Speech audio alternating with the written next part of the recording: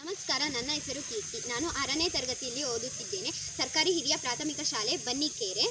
ನಾನು ನನ್ನ ಊರಿನ ರಸ್ತೆ ಬಗ್ಗೆ ಒಂದೆರಡು ಮಾತಾಡೋಕ್ಕೆ ಇಷ್ಟಪಡ್ತೀನಿ. ನನ್ನ ಶಿಕ್ಷಕರು ಮತ್ತು ದ್ವಿಚಕ್ರ ವಾಹನದಲ್ಲಿ ಹೋಗೋರು ಬಿದ್ದಿದ್ದನ್ನು ನೋಡಿ ನಾನು ಮಾನ್ಯ ಪ್ರಧಾನಮಂತ್ರಿಯಾಗಿರೋ ಮೋದಿಜಿ ಅವ್ರಿಗೆ ಕೆಲವು ದಿನಗಳ ಹಿಂದೆ ಪತ್ರ ಬರೆದಿದ್ದೆ. ಆದರೆ ಯಾರೂ ರೆಸ್ಪಾನ್ಸ್ ಮಾಡಿಲ್ಲ. ಮೊನ್ನೆ ತಾನೇ ಫೋನ್ ಮಾಡಿದರು. ನನಗೆ ನನ್ನ ಲೆಟರ್ಗೆ ರೆಸ್ಪಾನ್ಸ್ ಬಂದೈತೆ ಅಂತ ಖುಷಿಯಾದೆ. ಆದರೂ ಯಾವ ಅಧಿಕಾರಿನೂ ಬಂದು ನೋಡಲಿಲ್ಲ, ಸರಿ ಮಾಡಿಸ್ಬೇಕೋ ಬೇಡವೋ ಅಂತ. ನಮ್ಮ ಅಕ್ಕ ಇದೇ ರಸ್ತೆಯಿಂದ ಶಾಲೆಗೆ ಹೋಗ್ತಾಳೆ ಪ್ರತಿದಿನ.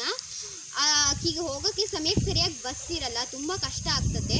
ಅದರಲ್ಲೂ ಶನಿವಾರ ಅಂತೂ ನಡ್ಕೊಂಡು ಹೋಗ್ಬೇಕು. ನಮ್ಮ ಅಕ್ಕ ಈಗ ನಮ್ಮ ತಂದೆ ಜೊತೆ ಬೈಕ್ನಾಗ ಹೋಗ್ತಾಳೆ. ಆದರೆ ಬೇರೆ ಮಕ್ಕಳು ನಡ್ಕೊಂಡು 2 ಕಿಲೋಮೀಟರ್ ಗಟ್ಟಲೆ ಹೋಗಬೇಕು, ನಡ್ಕೊಂಡೇ ಹೋಗ್ಬೇಕು. ಅವ್ರಿಗೆ ಬಸ್ ಇರಲ್ಲ, ಏನಿರಲ್ಲ. ಈ ವಿಡಿಯೋ ನೋಡಾದರೂ ನಮ್ಮೂರಿಗೆ ಸರಿಯಾದ ಫಸ್ಟ್ ರಸ್ತೆ ಮಾಡಿಸಿ ನಂತರ ಬಸ್ನ ಸರಿಯಾದ ಸಮಯಕ್ಕೆ ಬಸ್ನ ಬಿಡಬೇಕು ಅಂತ ಕೇಳ್ಕೊತಿದ್ದೀನಿ. ಮುಖ್ಯವಾಗಿ BY ರಾಘವೇಂದ್ರ ಮತ್ತು ಇಲ್ಸಿಯಾ ಮಾಡಿದೆ ಶಾರದಾಪುರ ನಾಯ್ಕ ಅವರಿಗೆ. ಈಗ ನಮ್ಮೂರಿನ ರಸ್ತೆಯನ್ನು ಸ್ವಲ್ಪ ಮಟ್ಟಿಗೆ ತೋರಿಸುತ್ತೇನೆ. ಈ ರೀತಿಯ ರಸ್ತೆ ಸುಮಾರು 2 ಕಿಲೋಮೀಟರ್ ಗಟ್ಟಲೆ ಮುಂದುವರಿಯುತ್ತದೆ. ಈ ವಿಡಿಯೋನ ನೋಡಾದರೂ ನಮ್ಮ ಊರಿಗೆ ಸರಿಯಾದ ರಸ್ತೆ ಮಾಡಿಸಿ ಸಮಯಕ್ಕೆ ಸರಿಯಾದ ಬಸ್ಗಳನ್ನು ಬಿಡಿ. ಧನ್ಯವಾದಗಳು. ಲೈಕ್ ಆ್ಯಂಡ್ ಸಬ್ಸ್ಕ್ರೈಬ್, ಶೇರ್ ಮಾಡಿ.